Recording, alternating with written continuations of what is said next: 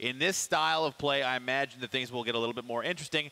But at this stage, we're now headed into one of the penultimate game, essentially, where these guys who are trying to fight for that top 20 position need to make a splash here. And this is a much different map than both Sandhawk and Erangel.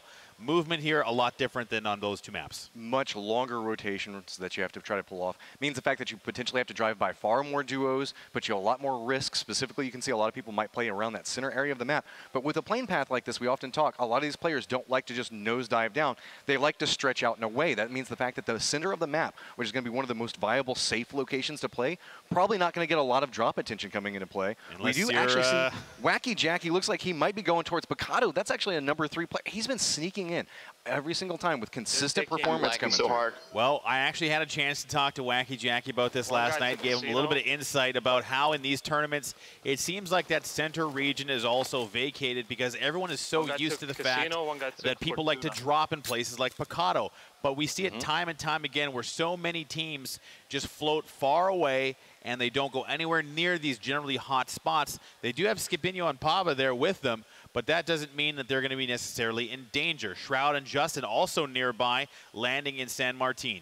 You can see we got Karma off in the distance there. I know Twitch chat's probably a little bit involved in that fight between Wacky Jackie and Pava, as well as Skipino. I can never say that one right. Skipinho. Skipinho. There you go. I'm going to get it right for you. I'm going to get it right sooner or later. But naturally, taking a couple of pot shots. This is the risk with those long drops coming into play. Naturally, it is hard to hit those shots, but man, when you hit it and you see the body drop, because like they go into the crouch position, you just get to watch them free fall all the way down. So trying to line up this is going to be all right, guys. All right, let's take it easy here, friend. Like you're pretending it's like doing the Kobe stance and then just completely airballing, just missing the net entirely. I like the stance here. My favorite thing about these two players sharing a computer here, as you can see on camera. That's the best way to play PUBG. You know, just have one of them control, like have one of them take over both the keyboards and have the other person play around the mouse. It's the proper way to do it. It's an impressive display at the very least. Now we have seen that first circle come in, nice and centered in the biggest possible landmass you could have around that Leones center area. But the one thing that is a bit of note here is that Los Leones is the only major city aside from Picado and a few other smaller towns in that first circle. So that means that center density likely to increase very early here. Got a little bit of Impala in there with one team already holding down that position, but at this point I'm willing to bet most teams aren't going to rotate into any form of cities because it's just always risky. You always assume that somebody's holding that angle. So Los Leones becomes a little bit more tricky. A lot of teams don't like to rotate into that location, even though it's got a lot of wide out and given spots that you could potentially make it into. I'm kind of curious to see how this plays out because we also have the area around Graveyard that is great for catching people in rotation. That is a part of the circle right on the northern part of it. So in speaking to Justin before this game, he did mention that he is tired of always standing in the shadow. He's been carrying Shroud for so long, he says, that now is his time to shine. Your response to that? I'm going to say that I feel bad for Banana Man. Banana Man, in my opinion, was carrying Shroud for the longest time. Yes. All the content, Banana Man and Shroud just stealing everybody else's thunder. All jokes aside, the dynamic duo play very well as a team. Joining them now, they still in San Martin getting their loot together. Now with the UMP here in action, I'm expecting to see after that motorcycle trick that we'll see a little bit more flair from these two players. Well, UMP and crossbow combination. Either something's going terribly right or terribly wrong. Either we're getting full-on meme Shroud or the loot's meming on Shroud. One of the two of them.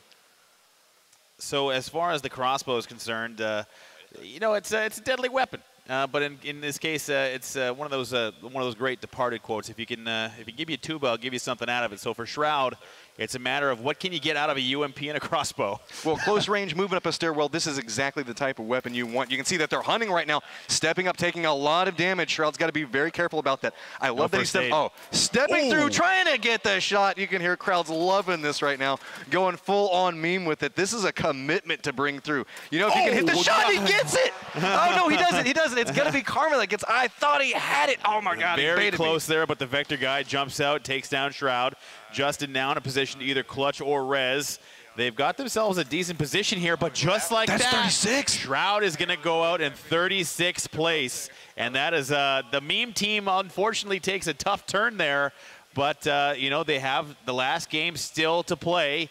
And they were in 10th place last time I saw them on the leaderboard. So I think they should be okay.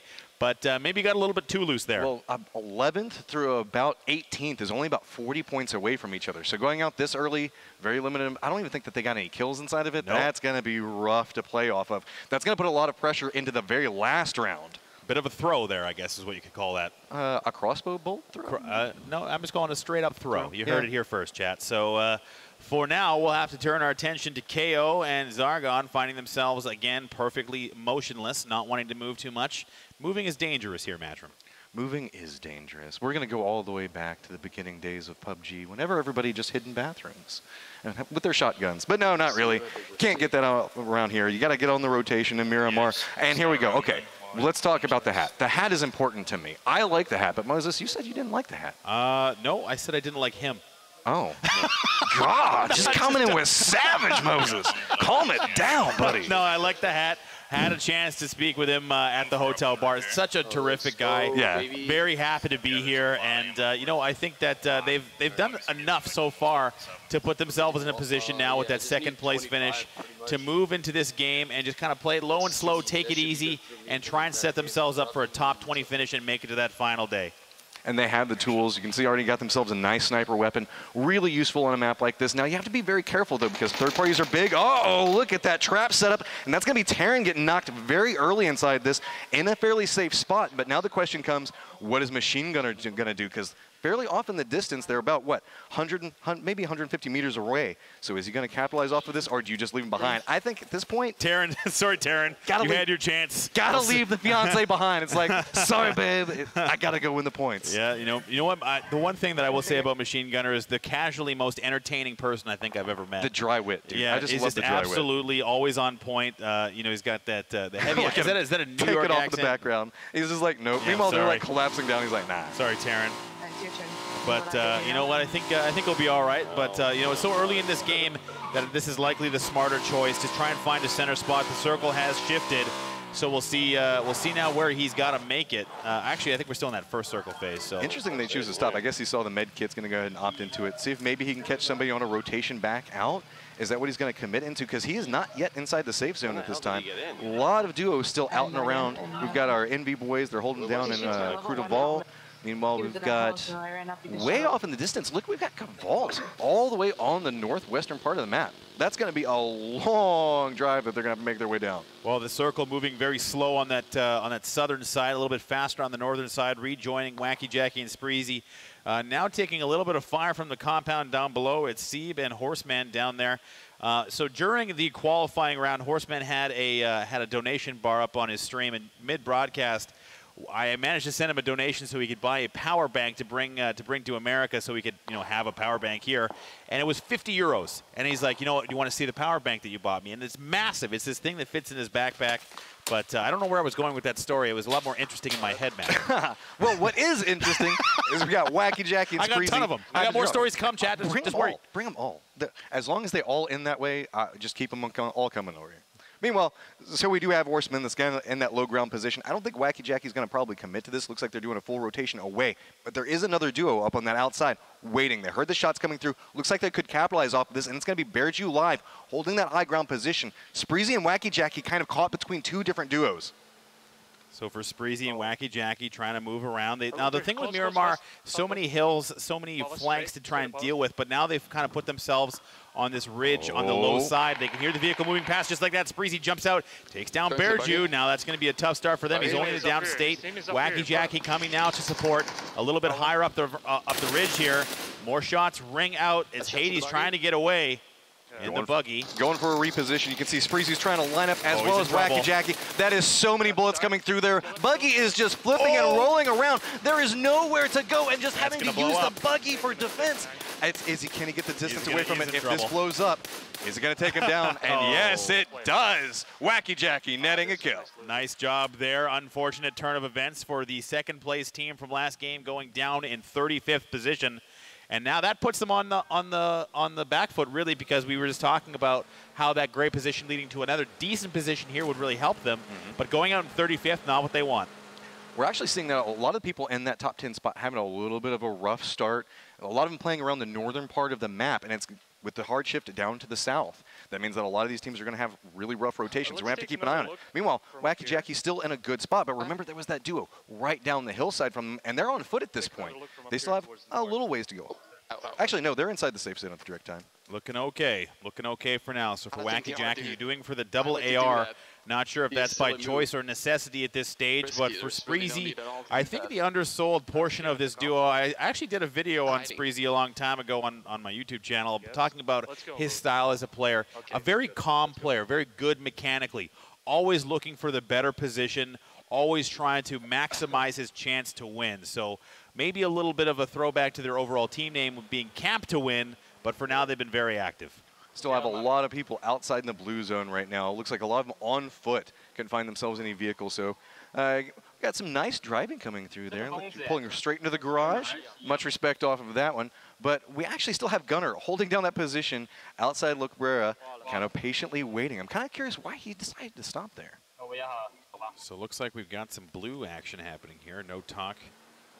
It's still early in the game, so this is the point you can be a little bit more risky with it. Kind of wait, bide your time. Running through with the double Broncos. These things are like mini tanks moving their way through here. Absolutely. Ashton. Oh, no. Sorry, Aston, I should say. Oh, he's stuck. We've been here before. Oh, no, he's stuck in the blue. The rock just came out of nowhere, and now his Bronco is stuck. You see teammates coming back. It's like, all right, oh no my talk. God. I cannot believe you. Now, seriously. Can they follow How it up? did you manage this? Like, get in the truck. Jesus. All right, fine. We'll drive you back. It's like, Dad, I high-centered my truck again. Oh, my God. I can't believe it. So, unfortunately. Those rocks, man, they're just driving is hard. Driving is really hard in Miramar, yeah. So they'll figure their way out out of the blue here eventually. It's become a journey at this point. I'm committed. I need to know, are they going to make it? See, they're barely edging around a lot of the rocks. I mean, it's Miramar. We still got a couple of minutes before things get a little bit more violent here. Well, I mean, as long as they can make it into the zone, there's a lot more rocks to come here. So I love how he keeps leaning out, like, too. He's, like, aiming down. He's like, hey, there could be guys a kilometer outside in the blue. Yeah, keep an eye out for it. They're very far out there, but for these two, I'm sure they'll, one way or another, find their way into the proper play zone eventually. Just casually here we are, driving through. in the blue. Where's that, like, music? We need Hello? Like, playing through there. Take a shot at the cactus. Do it. Rotation. Got to make sure you switch seats. There's no chance of anything else potentially happening anywhere else in the map. There we go. It's Wacky Jackie taking some shots here. Stop. Thank you for the follow, Weraquai. I guess that's how you say that. Good Lord. So Wacky Jackie holding down a nice position. Remember, if you see any streamers that you just have to go check out, or you see they're super awesome, all these guys are streaming, so we want you to go check them out. That's a big part of this event. We want you to go find new, interesting people to check out on Twitch. So for Wacky Jackie, they did take some shots there on the ridge. Now they have the zone, they have the edge held down. We have seen the first shift here. And I think they heard a vehicle moving around. You can hear the comms coming out. It's trying to reposition, find themselves a new spot. Are inside the safe zone, about 40 seconds before it starts to collapse in. You can hear a vehicle off in the distance. Going to be rotating around there. Meanwhile, we've got a little bit of a setup here where Caden's holding down one position off on an angle, but it's going to be Dougie at in-game actually making a breach. So now we're kind of starting to see where Miramar gets a little bit slower. So now that everyone's kind of made their way into the first zone, a lot of those extremities have been kind of pressured into the edges, but there's so much building, so much cover available that these guys can kind of find a good spot. Now we have Caden here being approached by Dougie in endgame. Boss Sense and PND. Winners from last game. Very, very well. And I got to say, I'm really excited to see how they're playing. You see they're presently holding down that second place spot, but they're doing it very, very quietly. Like they're getting the kills that are necessary to move them into a solid position and just being ridiculously consistent. Well, for these two, playing well. They've got the positioning. They're on the move in the open. They have the zone as well. So for Miramar, it's very important to try and find that center spot. But also, when coming to maneuvering, you have to make sure that you're always keeping track of what's going on around you. Listening to the gunshots, listening to those vehicles. You can see Wacky Jackie and Spreezy taking down another team in their own right. That's Quarter Jade and Fozu going down.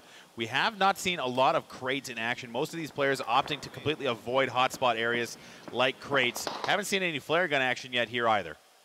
Break there for a second. Looks like we already lost Sacriel in some early skirmishes coming through. So Break kind of having to be a center point inside of this, being a survival point to make sure to secure a lot of points for his teammates. Meanwhile, Dougie getting into a little bit of a fight with Caden off in the distance. Caden and Venerated managing to regroup next to each other, playing around the northern part of the circle. Looks like they're just kind of getting a little bit of control as it goes through. This is a nice point to try to catch people off of rotation, specifically from those northern rotations, for the people that have been out in the blue for a long time, like our boys we were watching a second ago. Venerated, one of the younger pro players that we had, only came of age in the early portion of pro PUBG, but since that time, coming from Overwatch, has really solidified himself as an excellent leader and an excellent player in his own right, always atop the leaderboards in both damage and kills. Caden much the same. And now they're facing down another duo below them. They have the concrete buildings held down, however, does Endgame and Dougie. And this long-range battle, probably not anything that they want to develop too much here, as the circle now closing. And speaking of which, it's AIM grabbing that crate, landing right next to him. That's going to be a big boost for them. What did he get? We don't know. I'm imagining going to be a level 3 helmet at the very least, plus the vest and the backpack. Yeah. I'm just kind of curious if it had any type of nice big boy sniper rifle inside of it or anything like that.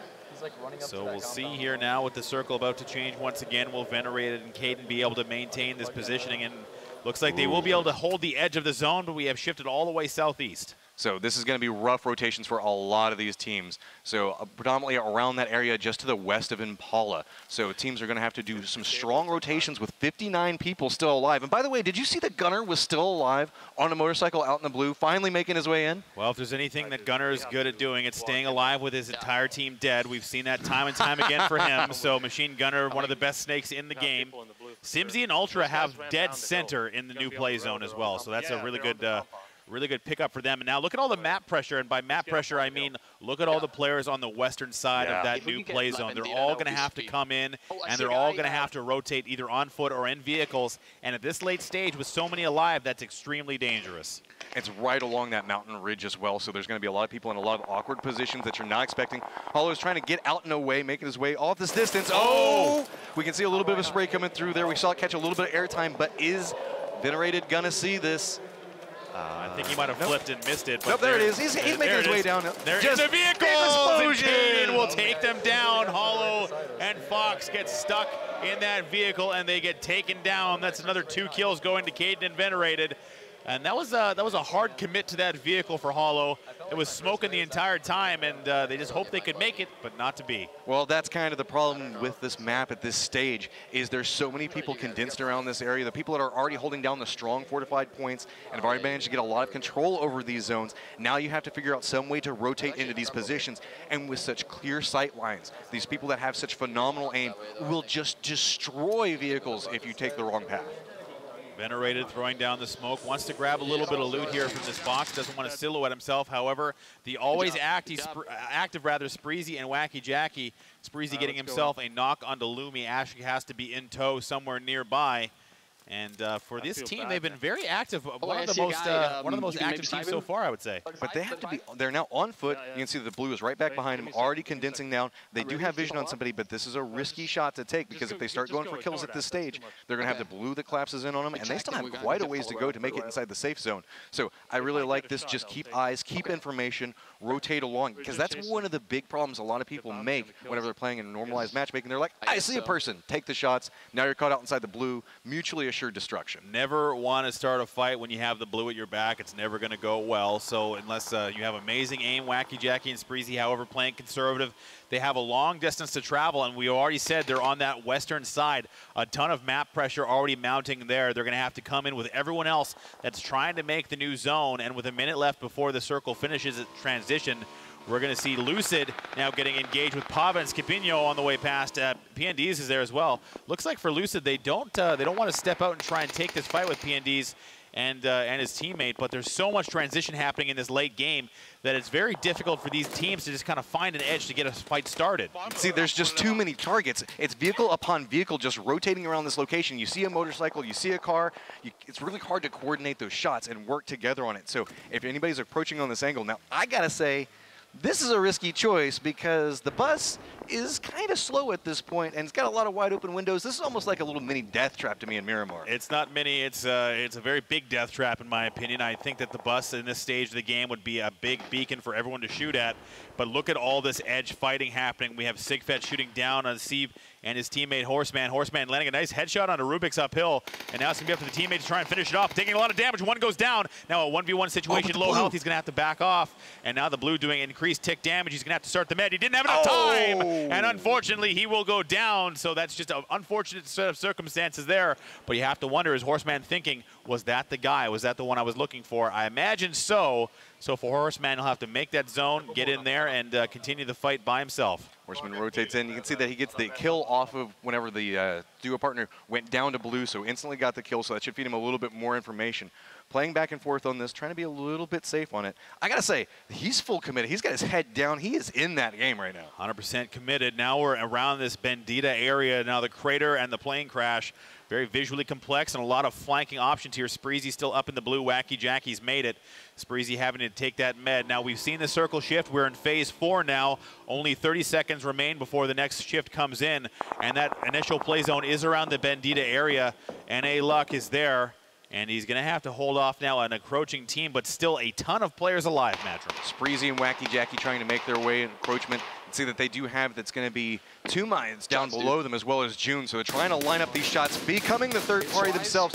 Nice rotation out and around. Wacky Jackie just couldn't quite line up the shots fast enough. A little bit of a potato there from Wacky Jackie, landing some shots, but not enough to finish. Oh, retaliation. And now the damage coming in turn. Wacky Jackie in trouble. And down he will go. It's June and Tume getting punished by the Korean team and finished off just like that.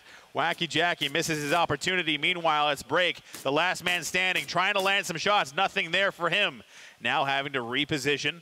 Liking this aggression, but I think he might have lost his opportunity. Horseman has arrived nearby as well. So for Break, trying to get into the zone, he's going to have to make a decision. Do you want to try and finish this fight? Do you want to cover that flank, or do you want to just make a straight beeline to the new play zone? Just got to run and gun at this stage. You can see Horseman, person that he's caught up in a fight with now, trying to make sure that he moves, gets whatever information he can. But Break is just trying to use any terrain piece on the other side of this hill. He's bouncing back behind buildings, anything else that he can find, trying to break that line of sight so that way Horseman has to play this a lot more slowly. That means the fact that Break could potentially get ahead of him, get in the safe zone, and gatekeep him out. Look at the distance he's managed to generate now.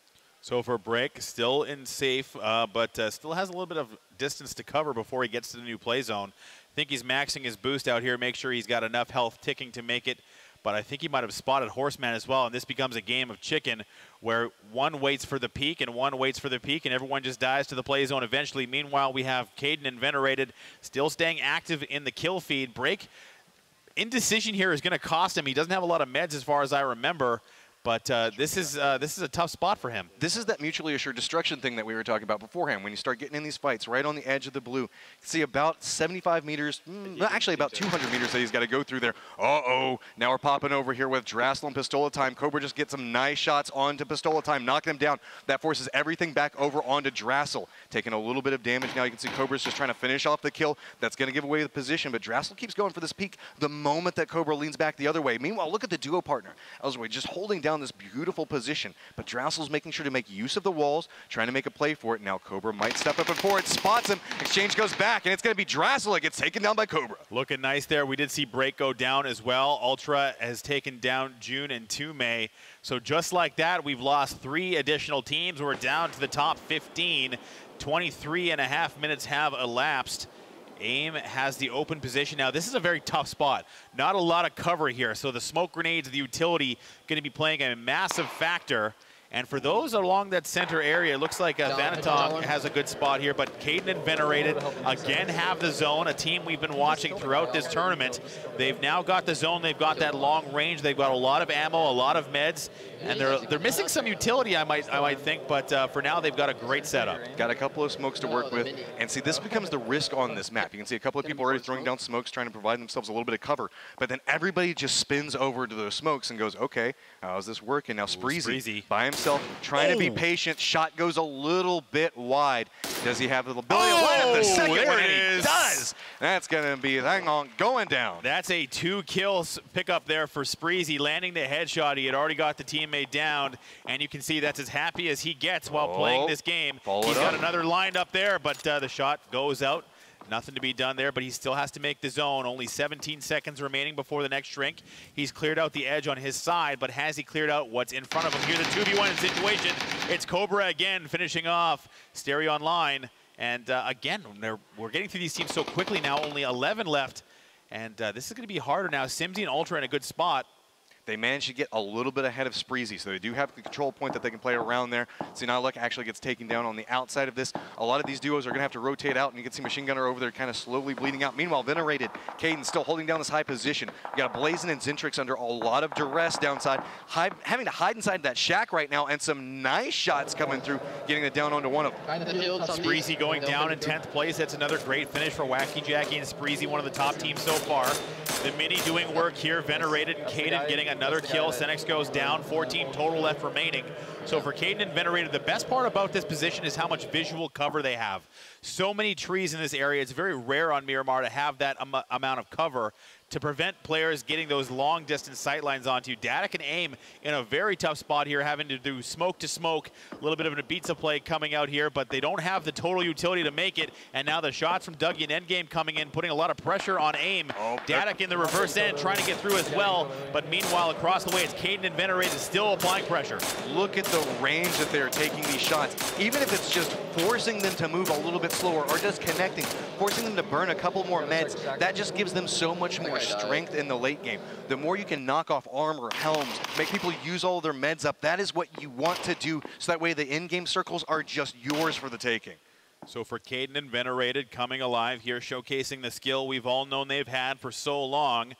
And the one thing I really like is how much they pay attention to what's going on around them. They take a couple of shots. They don't tunnel vision, however. They check behind them, make sure there's no flanks coming their way. And now we're about to see yet another circle shift. Only 5 seconds on this transition.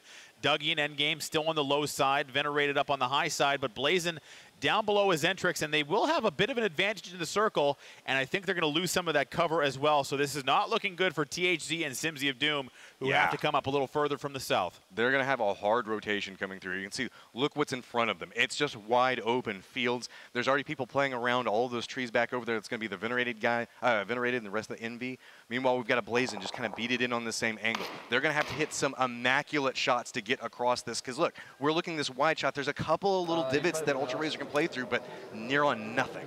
So they can actually keep this position with the trees as well. This is looking very good for Caden and Venerated. Zentrix under pressure from Simsy and Ultra on the southern side. Simsy and Ultra have to make a hole here to get through, but they're going to have to use that smoke, use that utility, try and get there.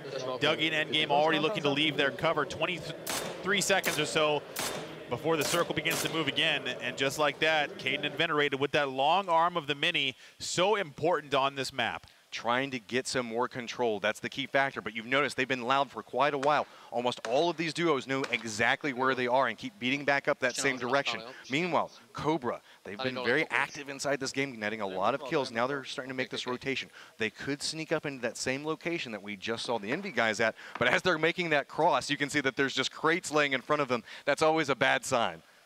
So now with this, they have the zone closing around them. They're running the edge of the circle, closing that gap. And the still Venerated and Caden taking shots at everyone they can. Simsy and Ultra using the vehicles here late. Smart move here, going to use a little bit of an improv cover. The truck actually rolls away. That's going to be a bit of a problem for them. They have the ridge still to work with, but keeping those vehicles close by in these open circles might be problematic. And more shots ring out. Again, that Mini playing very, very well for Venerated. But the problem with it is they're very beaded in on that shack. And remember, we had Cobra that was making that outside approach. It looks like the people down inside the shack were trying to get some type of line of sight on Cobra, but I don't think that Venerated or Caden, either one, see that approach. That is true. You got to worry about that flank. I've already given the compliment that they've been doing a good job checking those flanks. Venerated does come out to check, but he will find Endgame, and just like that, Cobra will find Venerated, and now they're in trouble, just like that. He's looking for more. Caden in trouble. He's in the back line. He's taking a little bit of damage. He's going to pop back up, take some shots. Venerated going to have to feed some information to his teammate. This is a great flank by Cobra. Nice. Really played this out. You can see Cobra's trying to move forward. Meanwhile, his duo partner taking a lot of damage at the direct time. So they're trying to hold this angle down and through. Meanwhile, the guys at the shack are probably hearing all of this and could retaliate and become a third-party factor inside of this angle. Off on the outside of it, you can see this is a Blazin and Zentrix. These are the guys that were kind of trapped down in the shack. They're taking the long-range pot shots across, though. That's a Simsy and Ultra. That's the team they saw come in with the vehicles. And now, just like that, it looks like Simsy and Ultra have the advantage. They have that ridge now to work with. If they can bring those vehicles up, they could have some permanent cover for what will likely be one of the last play zones. Caden and Venerated still, I believe, atop the hill. I had known we lost Venerated as well and Caden, so that's going to be a team wipe for them. A decent position, but that flank came to haunt them. Yeah, just a nice, solid approach coming out from Cobra. I got to say, that's the way they've kind of been coming through here, kind of living up their name. They just kind of sneak up like a snake, pop up, get a kill, move into a new spot. They're doing such a great job. Meanwhile, they've just kind of become the new kings of the hill. Yep. Circle has popped, moved down, so they're going to have to make their way down this hillside. But like you were talking about, Ultra Razor, they have that Marauder that they moved, put into a great position. Now they have something they can work with there, get some type of cover, and really just lay waste to these people after they have to make their way down. But they're hiding out inside of smoke right now. You know what? I think the ridge came out of the zone. I don't think they have the ability to bring it forward. There's a smaller ridge to their front, but they have to worry about that high side. And you can see it a little bit on the screen there in the middle between Simsy and where we see Cobra.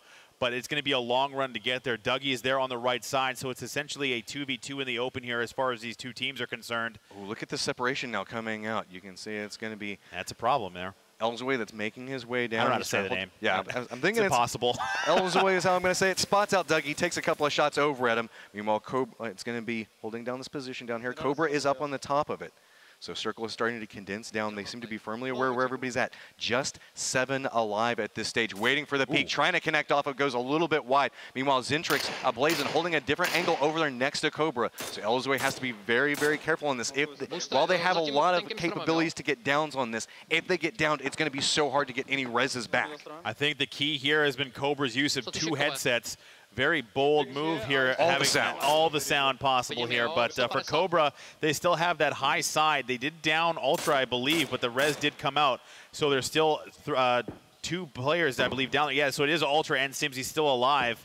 So and they have Blazin and Zentrix down as well. So it's a 3-way team fight here. Yep. 3 duos up and active, holding down different locations. You can see Simsy slowly making their encroachment, but now have a little bit of line of sight back over towards Zentrix and Blazin. Cobra gets a little bit of blue damage on him, but decides he's going to start making his way forward. Nice shots coming out from Simsy of Doom, providing a little bit of damage there. Gets the down onto one of them. It's going to be an easy follow-up kill onto it, and that drops us down to 5, Moses. So now just a solo out there. Nice shots, just stepping straight up into that. Nice shots, and that's the Simsy that I know, landing those very crisp mini headshots. You can see how much of a factor the mini plays on this map. Having that flexibility, but look at the ammo. He's running out. He's only got 30 shots in his gun. Completely bingo on ammo there. I think he got a little bit of a pickup there from his teammate.